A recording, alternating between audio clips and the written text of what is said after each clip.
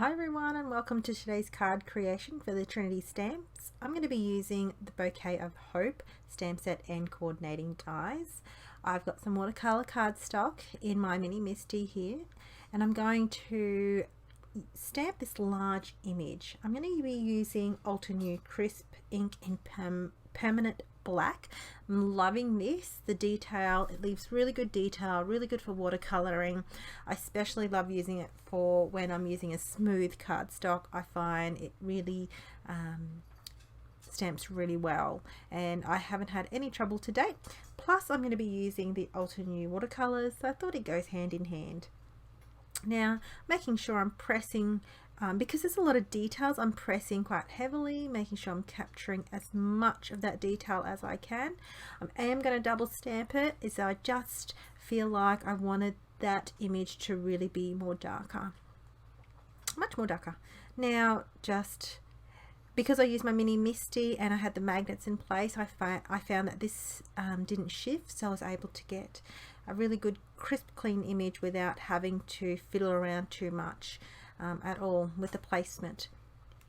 So here is my Ultra New ink. I'm actually christening it for the first time, and I am just really happily painting along.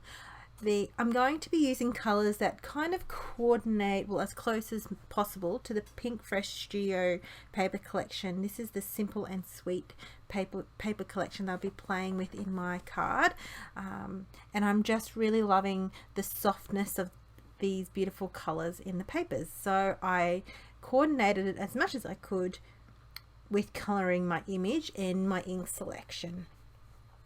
So I'm just going to be using my aqua painter brush. The Ultra New kit, the watercolors actually come with a pencil brush, but I've just used one that I already had, that I was familiar with until I play, because I was christening my new watercolors. So I do go fast speed to not really bore you too much with the watercoloring. I just have fun with my watercoloring. There's no actual method to my no method to my coloring. I don't have no techniques. I just enjoy the process. That way I can just have fun and just play. I love playing. I'm not like a watercolorist, but definitely enjoy crafting and playing along. So I couldn't get really a skin color, and I didn't really want to put too much thought into it, so I used my Clean and Clear brush pen in the flesh color.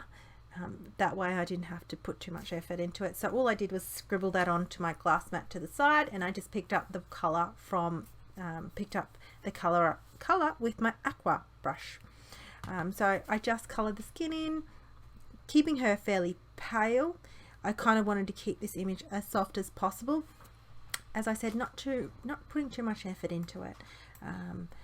Now, once I've coloured in her skin, the dress, and I've added the extra shading, once I was happy, I'm now just kind of selecting what greens I want to play with and colour just the foliage, I suppose, whatever was left in that image to colour in. There wasn't too much of the greens to place down in the colour, but any of the leaves and any of the stems that I thought needed a little bit of greenery, I just added that color. So I tested it, because I'm going to die cut this out. I was able to test the colors on the side of that watercolor. Now I have die cut the image out, and I've actually die cut the image out 3 times to make it more chipboardy and also secure the thickness of that. So I've got the a strip of the paper here. I'm going to be creating like an easel card.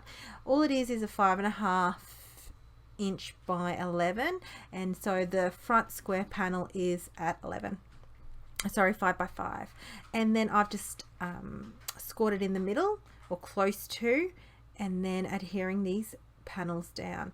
Now I didn't match these panels up. I didn't feel like it was necessary as much, for someone else that you might have wanted to match it up as much as you could, but I just was in a cutting mood, and I just cut a heap of panels up ready for some card classes, and these were the cards that I had left. So really fun, really easy, and just beautiful papers. I don't know if you've seen this collection, but really gorgeous.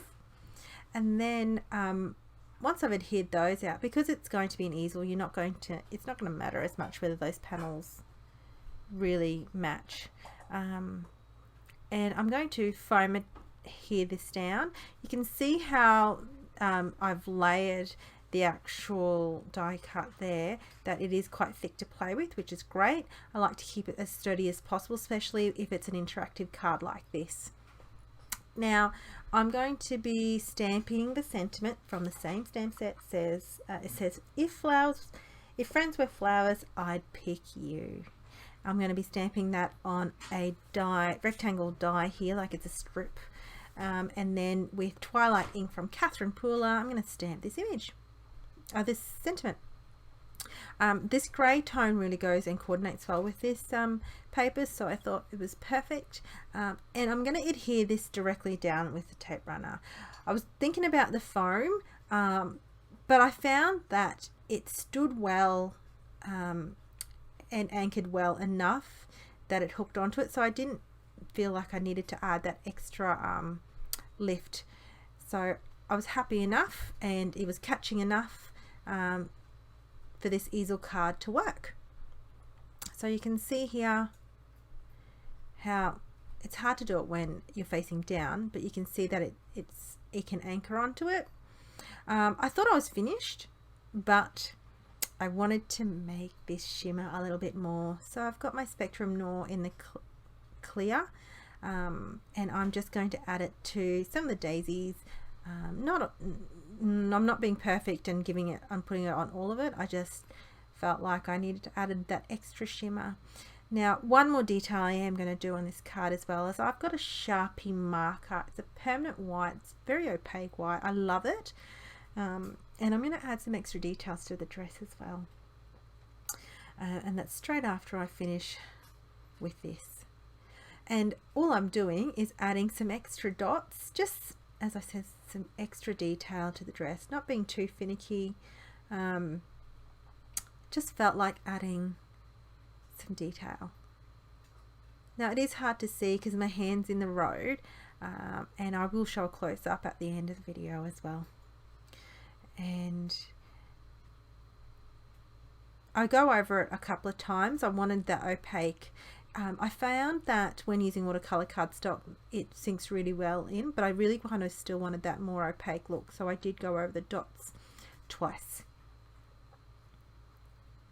So, and that was really much it for the details of my card. So the card works really well as an easel card. I hope that this inspires you, that it was a simple interactive card, nothing fancy, but the image speaks well for itself, and I love that sentiment.